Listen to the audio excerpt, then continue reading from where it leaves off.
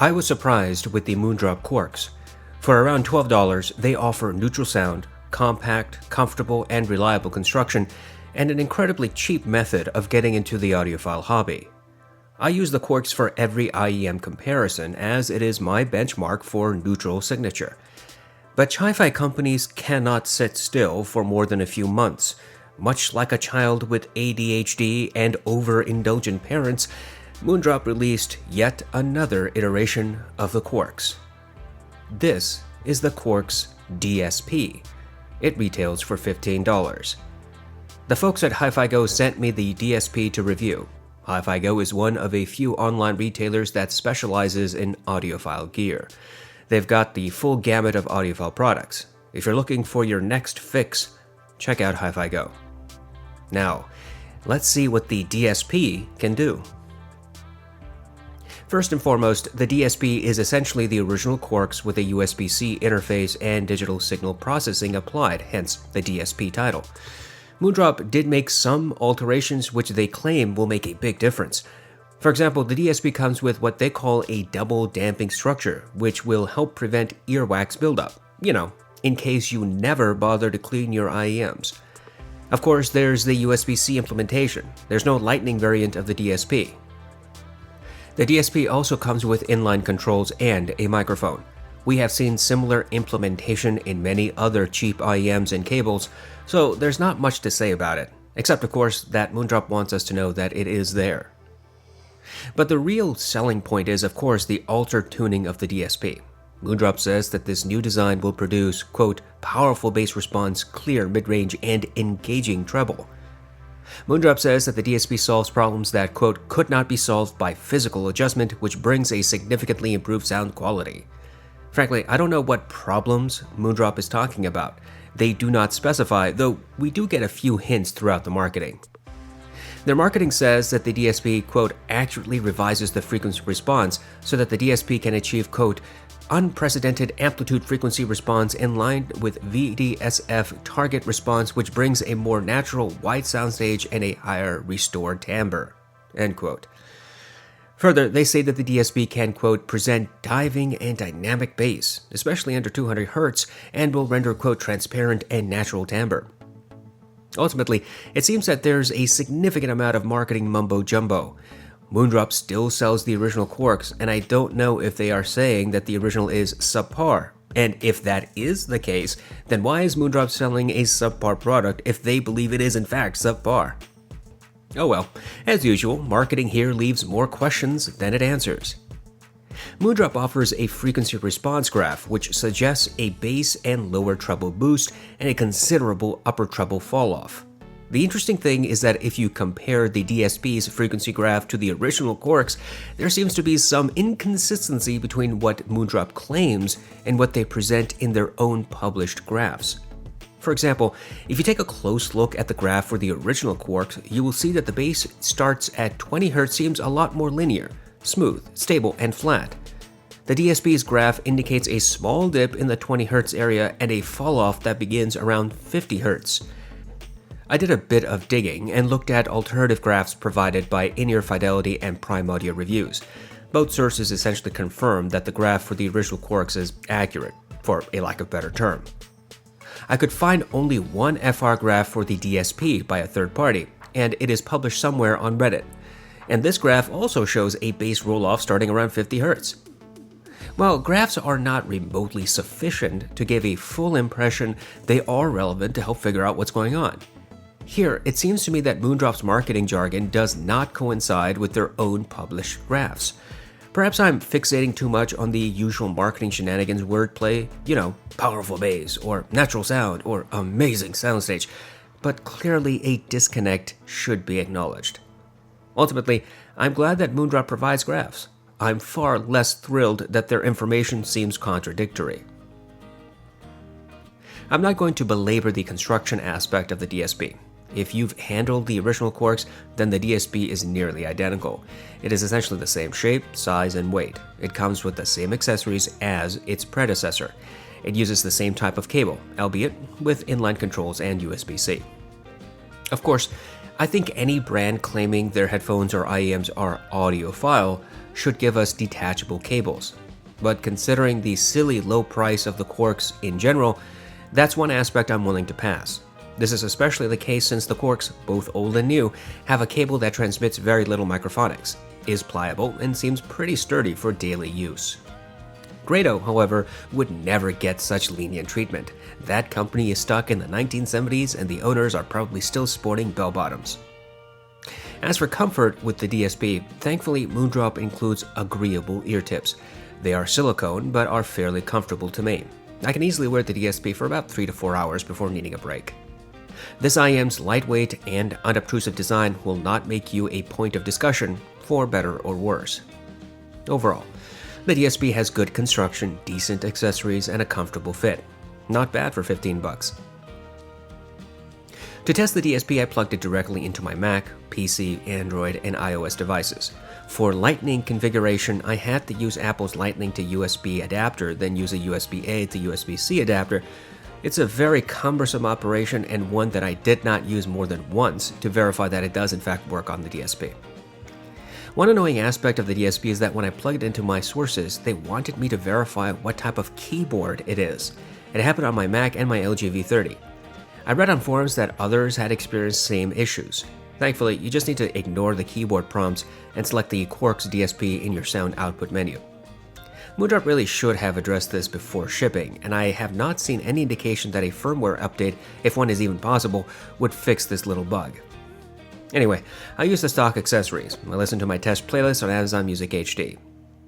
Throughout my listening test, I compared against the original Quirks. To do this, I treated the DSP as a sound output device like a DAC on my PC and Mac. I plugged the original Quirks into my Brooklyn DAC Plus. I then sent signal to both sources at once using Voicemeeter Banana on Windows and configured a multi-output device in Mac. I repeated this using the Low2Paw S1 and EcoZerta ITM03 paired with the original Quirks.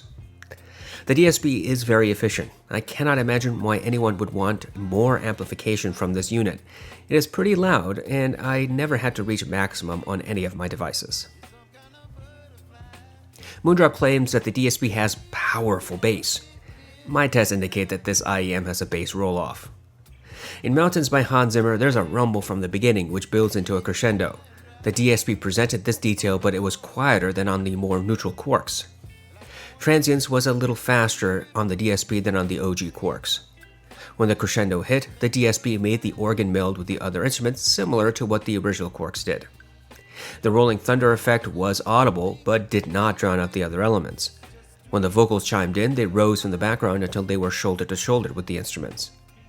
Throughout my back and forth comparison, it seemed that the DSP rendered bass further back with more clarity and separation than the original Quirks.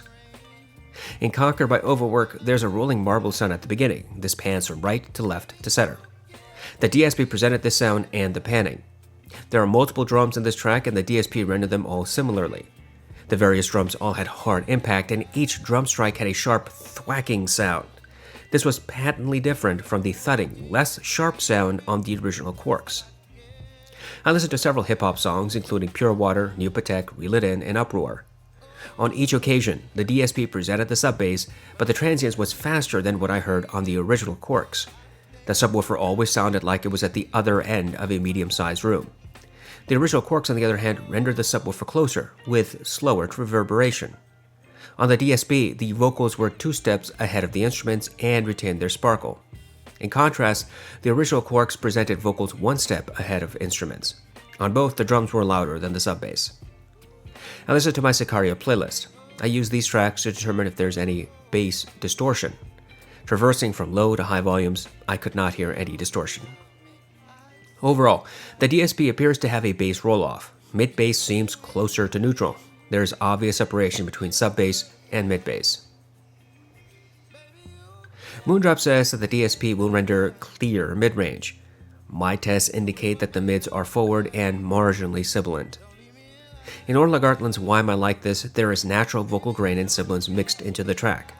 The DSP presented both details and emphasized the sibilance by a few decibels. The OG Quirks, in contrast, had a bit less sibilance. Orla's voice was 2 steps ahead of the instruments on the DSP and about 1 step on the OG Quirks. The DSP presented more obvious separation between the mid-centric elements. The vocals were more easily audible on the DSP, while on the OG Quirks, the drums were nearly as loud as the vocals. In Watch It Back by Haim, the DSP again showed that it does slightly emphasize vocal sibilance. This was a bit more than what I heard on the OG Quirks. At 8 seconds into the track, the primary singer says the word "we" and drags it out, making it sound gravelly. Both IEMs rendered this detail. There are 2 backup vocalists, one in either channel. Both IEMs initially presented all 3 vocalists clearly with their individual tonalities. When the instruments played at maximum, the backup vocalists melded into one voice on the OG Quirks and were just barely separate on the DSP. The drums, bass, guitar, and piano all melded on the OG Quirks and remained more clear, separate, and individualized on the DSP. The vocals were clearer, more forward on the DSP. In Superposition by Young the Giant, the DSP and OG Quirks presented the ukulele, drums, and bass. All instruments melded their notes together slightly, with the DSP rendering a bit more clarity overall. On both, the primary male vocalist was 1 to 2 steps ahead of the instruments. The DSP emphasized the sibilance marginally, but the OG Quirks did not.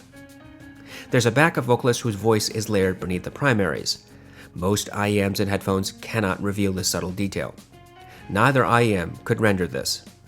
Between 1 minute and 10 and 1 minute and 20 seconds, there are sharp intakes of breaths. Both IEMs presented this detail. Overall, the DSP seems to have forward mids with particular attention to vocals. There's a slight emphasis of sibilance. The DSP is generally clearer in this region than the original Quirks.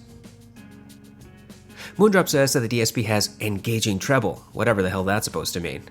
My tests indicate that this treble is fairly neutral.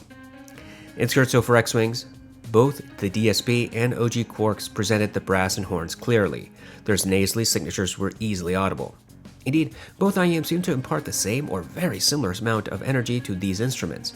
The timpani was audible but did not drown out the other elements. On the OG Quirks, the timpani was more obvious. Both IEMs have some width and depth, but no verticality. In other words, some instruments seemed further out into the wings, some sounded like they were deeper into the room, but no sounds came from above or below. Throughout this track, the DSP rendered a bit more clarity and separation among the instruments. In Flight from the City, the OG Quirks made the piano sound like it was 5 feet away. The DSP, on the other hand, presented the piano at about 7 feet. The bassy notes were slightly underemphasized on the DSP. The cello was as loud as the piano and sounded, for a lack of better terminology, smooth. The DSP presented more clarity and separation between these instruments. On both IEMs, I heard the pops and sizzles, electric buzzing effects, creaking of wood on the pianist bench, and the shifting of the cello's weight. In Take 5 by the Dave Brubeck Quartet, both IEMs rendered the piano in the right, drums in the left, saxophone center, and bass 1 step behind. All instruments melded their tonalities, but the DSP remained clearer. The saxophone was the loudest, most obvious element in the mix. The saxophone's higher-pitched notes had similar energy to what I heard on the OG Quirks. The cymbals were struck at different positions, which should result in varying tonalities. Both IEMs made each cymbal strike sound the same. Overall, the DSP seems to have neutral treble, very similar to the original Quirks. However, the DSP was slightly clearer in this region. Moondrop does not make any material claims about the DSP's detail retrieval. Frankly, that's probably a good thing. The DSP is clear, at least clearer than the original Quirks. It also reveals a bit more detail than the original. But overall, the DSP does not present minute or subtle details any better than its predecessor. Obvious details will be apparent, and some quieter notes will be audible, but layered details will not jump out and may get lost in the mix. Creaking of wood, shifting of a cello's weight, sharp intakes of breaths, multiple vocalists, twangs of guitar strings, nasally signatures of brass and horns, these types of details are clear. But subtle, nuanced details are not any clearer on the DSP than on the OG Quirks. For a more quantitative test, I used the song New Light by Kazuki. This track has layers of details, including the sound of children playing, wind, rustling of grass, synth, piano, and footsteps. I count the number of steps I can hear in the first 60 seconds. The WG T2 presents 9 to 10 footsteps. The Heidi's MS2 presents 8 to 9. The Tenor Hi-Fi T2 and T2 Evo present 7 to 8. The Moondrop Aria presents 7. The T2 Plus, Blonde Beal 05, the The Audio Legacy 2 all present 6 to 7. The Moondrop Starfield presents 6. The Moondrop Quirks, Blonde BL03, Triple WYEN Melee each present 5 to 6, and the DSP rendered 6 to 7 footsteps. For my detail resolution scale, I use the Moondrop Aria and Starfield as my average performers. Any IEM that provides more or less footsteps is judged accordingly. Thus, on my scale, the BL03 would be considered below average and the hifi T2 would be above average. Using this standard, it seems clear to me that the DSP has average detail retrieval. This means, of course, that the DSP presents overall more clarity and detail than the original Quirks. Moondrop claims that the DSP has improved Soundstage. My test suggests that this IEM has slightly above average Soundstage. However, the DSP does not present a 3D experience. While you might hear some width and depth, the DSP does not excel at verticality. Of course, the original recording has a lot to do with that as well. Just as with the detail resolution test, I also have a scale for Soundstage. For me, this involves, yet again, using the Moondrop Aria and Starfield as the average performers. Anything that has greater or lesser Soundstage is judged accordingly. The hifi T2 and Heidi's MS2 have above average Soundstage. The Blonde BL03 and 05S are below average or, at best, average. The Starfield, Aria, and Quarks are average. I think the DSP is slightly wider than the Moondrop Aria and the OG Quirks. However, it appeared to me that the Tin T2 was wider than the DSP. Moondrop says that they want to adopt a particular target for their sound signature. Apparently, they achieved that with the original Quirks, but with the DSP they improved upon it. They identified 3 key aspects: powerful bass, clear mids, and engaging treble. I am doubtful that anyone who wrote the marketing material for Moondrop actually listened to the DSP. The bass is neither neutral nor powerful. If you want to talk about powerful bass, then think of something like the KB Ear Diamond, or Ibasso IT00, or a Denon D2000, or the Monhouse Argon. The DSP, in my opinion, has a bass roll-off. Transience is faster than on the OG Quirks, and on the flip side, the DSP has more obvious separation of sub-bass from mid-bass than the original. The DSP also has less bass bleed into the mids. The mids on the DSP are slightly forward. Vocals stand apart from instruments, though at the same time further away from the ears than the original Quirks. Clarity in this region is more apparent on the DSP. The DSP emphasizes slightly vocal sibilance for both males and females. The treble, on the other hand, sounds very similar to the original Quirks. It may not be fatiguing or harsh or piercing for most people. It is a bit clearer on the DSP than on the OG Quirks, if anything. As for detail retrieval, the DSP ranks about average, outdoing its predecessor.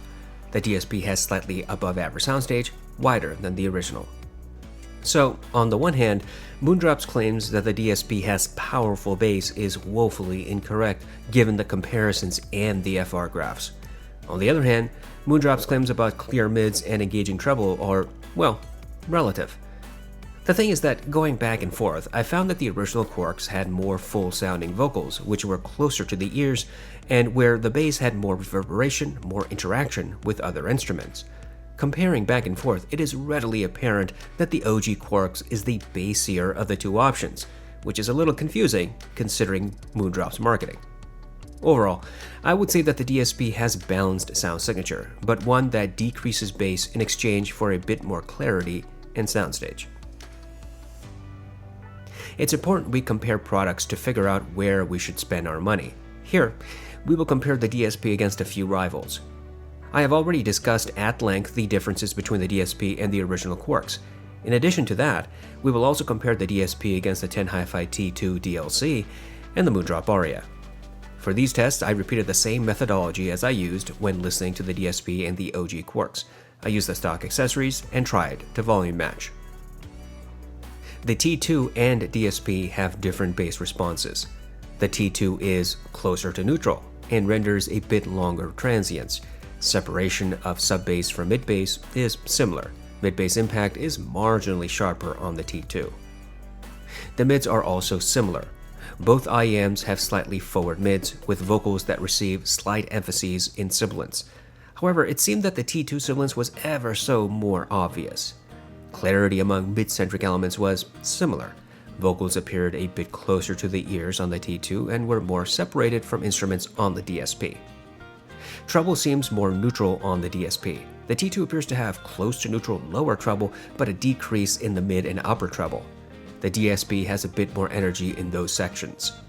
Neither IEM sounds harsh or piercing. These two IEMs render similar detail and soundstage.